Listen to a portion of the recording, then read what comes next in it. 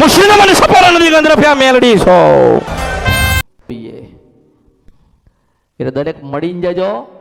જ્યારે તમે મળવા આવો ત્યારે તમારી માને પૂછું છું અને તમારી મા મને કહે કે આજે કહી દે તો હું કહી દઉં છું. તમારી મા મને ના પાડે તો હું બતાવતી નથી. હવે તમારો સમય આવ્યો હોય કે આજે 7 વાગે એટલે તમારે મારી પાસે કંઈક સાંભળીને જવાનું, કંઈક જાણીને જવાનું. તમારી માના કહેવાનું સાર. હવે તમે 4 વાગે જતા રહો, મારો શું દોષ? તમે અભાગ્યા કહેવાય. તમારું નસીબ એમાં મેલડી શું કરે? પણ ધીરજ રાખજો, પ્રતીક્ષા કરજો અને ભક્તિ કરજો ને કંઈક સાંભળજો.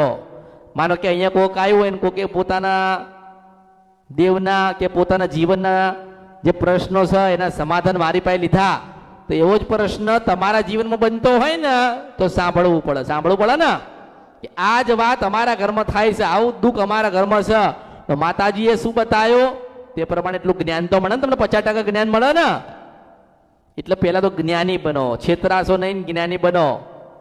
એટલે દરેકને મારા આશીર્વાદ ને મારી કૃપા મળતી રહેશે. તમે મારા ને હું તમારી છું. વિડિયો જોવા માટે અત્યારે જ ભક્તિ આપણી યુટ્યુબ ચેનલને સબસ્ક્રાઇબ કરો.